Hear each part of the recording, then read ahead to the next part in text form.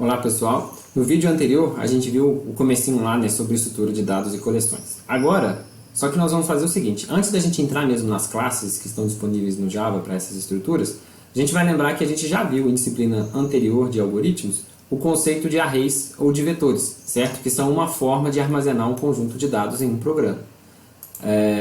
Um array ou um vetor é um grupo de variáveis, né, que tem um nome só, que contém valores do mesmo tipo. Então eu posso ter, por exemplo, um vetor chamado v para guardar números inteiros. Então aqui nessa figurinha aqui, ó, a gente tem um exemplo de um vetor de 10 posições. Então eu tenho um vetor que na primeira posição ele tem o valor, é um vetor de inteiros, né? Que na primeira posição ele tem o valor 5, na segunda 21, depois 8, 23 e por aí vai. Vocês já viram na disciplina de algoritmos que a gente pode declarar uma variável desse tipo, que é um vetor de inteiros. Vocês já viram que a gente pode acessar ou modificar o valor de uma posição nesse vetor através dos seus índices. E vocês já viram também que o índice começa em 0. Então, se eu tenho uma variável vetor, eu coloco o vetor, abre colchete 0, fecha colchete, eu estou acessando a posição 0 do vetor, que é a primeira. A posição 1 é a segunda e por aí vai. Então, se eu tenho um vetor de 10 posições, a primeira posição é 0 e a última é 10 menos 1. Então, a última posição é sempre 1 a menos que o tamanho do vetor. E em Java funciona da mesma forma. Ok? Então, Java, a diferença é que em Java os vetores são considerados objetos e, portanto, são considerados tipos por referência. O que significa isso? É que em Java não é igual no C++, que é um tipo primitivo. O vetor é simplesmente um conjunto de inteiros, um emendado no outro. Em Java é um objeto, então a gente vai precisar usar o operador new para poder criar esse objeto que é um vetor, certo? Tipo por referência é para dizer que não é um tipo primitivo, é para dizer que é um ponteiro para um objeto. Lembra lá nos vídeos anteriores eu expliquei para vocês que em Java toda variável que referencia um objeto, ela na verdade guarda o endereço daquele objeto. Então o vetor em Java é a mesma coisa, a variável do vetor, o que ela tem é o endereço para esse objeto vetor. Os elementos de um vetor eles podem ser tanto tipos primitivos, então eu posso ter vetor de int, de float, de double, quanto também de objetos. Então se eu tiver uma classe carro, eu posso criar um vetor de carros, por exemplo. Se eu tiver uma classe, sei lá, filme, né, da Netflix, eu posso ter um vetor de filmes e por aí vai. E, né, como eu já disse, Java, assim como C++, o primeiro elemento do vetor fica na posição 0. Ok? Bom, e como que eu declaro um vetor em Java? A gente pode utilizar uma dessas duas formas, né? Ou a gente coloca o tipo do dado, abre e fecha colchete, e o nome da variável, ou a gente coloca esse abre e fecha colchete no final. Então é muito parecido com declarar uma variável que é um valor só que com abre e fecha colchetes. Então aqui eu tenho um exemplo declarando um vetor notas do tipo double. Então é um vetor que vai guardar valores do tipo double. E embaixo eu tenho um vetor para guardar inteiros. Ok? Apesar dessas duas opções serem possíveis, é recomendável sempre essa primeira. Tá? Porque é aqui que a gente está definindo o tipo da variável. Então eu recomendo você sempre colocar o abre e fecha colchetes aqui na hora que você define o tipo, porque fica mais claro o seu código. Tá certo? Bom, e quando a gente vai criar o vetor, a gente usa a palavra-chave new. Então você não consegue colocar nada no seu vetor enquanto você não criá-lo. Tá? Se você simplesmente declarar dessa forma e já tentar acessar uma determinada posição, vai dar um erro no seu programa porque a variável não foi criada, o objeto não foi criado. Então para criar a gente faz igual os outros objetos, só que acrescentando a capacidade. Então a gente coloca nome da variável, recebe new, tipo de dado e capacidade entre colchetes. Então, por exemplo, se eu declarar um vetor notas para guardar valores double, para criar esse vetor, eu falo que notas recebe um novo objeto que é um vetor double de 3 posições. Então, esse aqui vai ser um vetor que vai conseguir guardar 3 valores do tipo double. Ou eu posso... e aqui embaixo, aqui para inteiro, né, mais ou menos o mesmo exemplo, a minha variável recebe um novo vetor de inteiros de 10 posições. Ok? Então, é assim que a gente declara e cria um vetor em Java. Bom, a gente pode também já fazer tudo numa linha só, certo? Então aqui eu estou declarando uma variável que é um vetor de inteiros e ela já está recebendo um objeto que é um vetor de 10 posições. Eu posso fazer isso como geralmente a gente faz com o objeto, a gente já declara e cria o objeto. E eu posso também já inicializar o vetor. Então, nesse de baixo eu não estou usando new, né? Mas na verdade ele está sendo rodado debaixo dos panos aí. Então aqui o que eu estou fazendo assim, é um atalho para fazer um new e ainda já inicializar os valores. Então esse aqui é um vetor de double de 3 posições, tá? A capacidade dele é pré-definida. Como aqui tem 3 valores, né? Vai ser um vetor de 3 posições, onde a primeira posição tem 7.5, a segunda 8.0 e a terceira 9.0. Então essa também é uma forma de inicializar um vetor. Ok? Bom, e aí uma dúvida que pode ter é o seguinte, nesse segundo exemplo, os valores já estão inicializados, mas nesse primeiro ainda não, certo? Eu declarei o vetor, criei o objeto. Mas aí, o que tem em cada posição do vetor? Né? Assim como os tipos primitivos normais em Java, as variáveis comuns, né, tem uma regra padrão. Então, em Java, os tipos numéricos sempre começam com zero, os tipos booleanos sempre com false, e se for objeto, começa todos com null. Ok? Então, diferente do C++, onde tem lixo de memória, né, se você declara um vetor em C++ e não inicializa, ele tem lá valores quaisquer que estão lá na memória. Já em Java, não. Se você declara um vetor de inteiros, mesmo que você não tenha inicializado, todas as posições têm valor zero.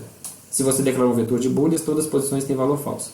O cuidado que a gente tem que ter é com o objeto. Se você declara um vetor de objetos, todas as posições têm valor null. Tá? Você tem que criar o objeto de cada posição antes de usar. Bom, e como que eu posso modificar o valor dos elementos de um vetor de inteiros, por exemplo, denominado vet? Né? Como vocês já viram lá no C++, não tem muita diferença. Então aqui eu estou dando um exemplo de fork. Vamos abrir o BlueJ aqui, vou fazer um exemplo mais simples primeiro. Eu vou criar um novo projeto para a nossa aula de vetor. E aí vou criar uma classe principal aqui para mostrar a vocês como que usa vetor.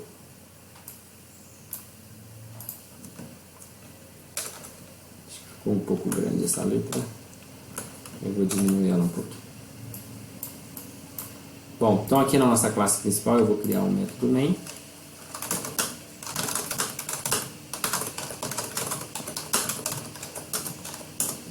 E aí eu vou declarar um vetor de inteiros. Então vamos supor que eu vou declarar um vetor que vai guardar, sei lá, os pontos do time. Um vetor que vai guardar as notas do aluno, mais fácil. Então vou colocar aqui um vetor de double, notas. E aí eu vou guardar as notas nas 4 atividades avaliativas de uma matéria.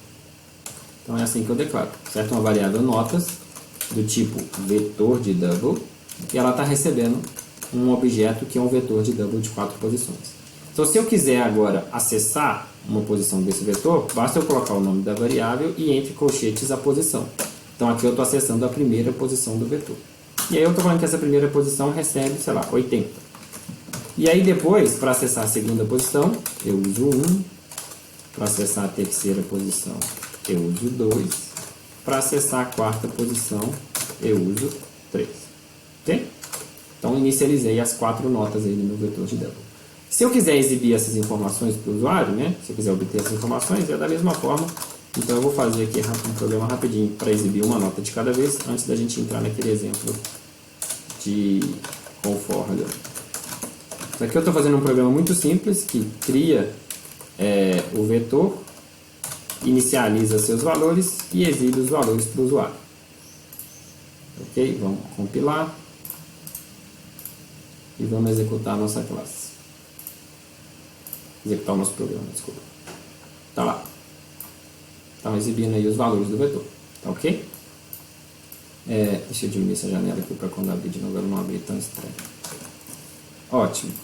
Vamos agora então usar o for para poder exibir. Ao invés de a gente exibir uma nota de cada vez, ao invés de eu fazer 4 linhas aqui, se eu tivesse um vetor de 1000 posições eu teria que fazer 1000 linhas, a gente pode fazer o for para poder exibir os valores. Como que a gente faz? A gente usa o for como a gente está acostumado, certo? A gente i igual a 0, para i igual a 0, i recebe 0. Enquanto i for menor que o tamanho do vetor, aí vem um detalhe, como é que eu sei o tamanho do vetor? Em Java, o vetor tem sempre uma constante length que indica o tamanho do vetor, certo? Então eu não preciso ter uma outra variável para dizer quantos elementos tem um vetor. Eu já tenho uma constante pública lá, ela é pública, ela é um atributo público porque ele é constante, né? Que indica o tamanho do vetor. Então basicamente o formato do meu for é esse aqui, ó. Eu tenho uma variável i que começa em 0 e aumenta de 1 em 1. E ela aumenta enquanto ela for menor que o tamanho do vetor. Eu vou exibir os dados que estão, as notas que estão na posição i, certo? Então esse meu programa aqui vai fazer exatamente a mesma coisa que fazia antes, só que agora usando um for. Tá aí, né? Como já era de se esperar, ok? Então vamos voltar aqui na apresentação. Então aqui está dizendo, né, que o length é essa constante que dá o tamanho do vetor, a gente usa ele no for. E para acessar uma posição do vetor, a gente usa o colchete indicando a posição que a gente quer, tá certo? E aqui o for para exibir na tela com o exemplo que eu já mostrei lá no BlueJ. Bom, a gente também pode passar vetores por parâmetro para métodos, tá? Então eu posso fazer uma coisa desse tipo aqui, ó. Suponha que eu tenho um método para preencher o vetor, que eu passo o vetor por parâmetro e lá dentro do método eu preencho o vetor, ok? Isso aqui funciona, ou seja, se alguém chamar um método passando o vetor, aquele vetor vai ser realmente preenchido, porque essa informação, essa variável aqui está sendo passada por referência. O que isso significa? Que o que está sendo passado por parâmetro é o endereço onde tem esse vetor lá na memória RIP. Então qualquer alteração que é feita no vetor, ela está sendo feita no objeto original, tá? Então você pode fazer um método que espera um vetor e pode alterar esse vetor lá dentro. Aí quem tiver chamado esse método vai estar com o vetor alterado. Você pode também criar método para retornar um vetor. Então suponha que você cria um método para criar um vetor. Ó, ele retorna o tipo int abre e fecha colchetes, ou seja, ele retorna um vetor de inteiros. Lá dentro então eu posso criar um vetor de inteiros e retornar. Ok? Isso aqui é só um exemplo didático para mostrar que vocês podem criar métodos que também retornam vetores. Esse vetor pode ser parâmetro de método e vetor também pode ser retornado por um método. Bom, como eu disse lá no começo, a gente também pode criar vetor para guardar objetos, ok? O vetor não precisa guardar só inteiros, eu posso guardar objetos também. Então, se eu quiser criar um vetor de carros para guardar 10 carros, como que eu faço? Eu declaro uma variável carros do tipo carro, abre e fecha colchete. Então, isso aqui indica que eu estou declarando um vetor de carros. E aqui na mesma linha eu já estou criando o vetor. Então, eu estou criando um vetor para guardar 10 carros. Okay? Então, essa variável carro é um vetor capaz de guardar 10 carros. E nas duas linhas de baixo eu estou criando o primeiro carro, carro Gol, e colocando na posição 0 do vetor, ou seja, a primeira posição, criando o objeto carro Onix e colocando na segunda posição do vetor. Se eu não fizer mais nada daqui para frente, repare que da posição 2 em diante, o que tem lá dentro é o valor null, certo? Então, na posição 0 eu tenho um objeto, na posição 1 eu tenho outro objeto, de da 2 em diante, o que tem lá é null, ok? Então, aqui agora só reforçando o que eu falei, a gente pode declarar uma variável do tipo carro, abre e fecha colchetes, que é um vetor de carros. Em cada posição a gente pode colocar um objeto e a gente pode acessar cada objeto a partir da sua posição, né, como a gente já viu para os inteiros. Com esse detalhe de tomar cuidado com o null. Então eu estou fazendo aqui um código agora para poder exibir o nome dos carros que estão no vetor. Então o código é parecido com aquele que eu mostrei no BlueJ, no sentido de que eu estou fazendo um for que vai de i recebe 0, enquanto o i é menor que o tamanho do vetor. Só que o único detalhe que eu estou acrescentando aqui é que antes de chamar o getNome do carro, eu estou verificando se o objeto daquela posição é null ou não. Por quê?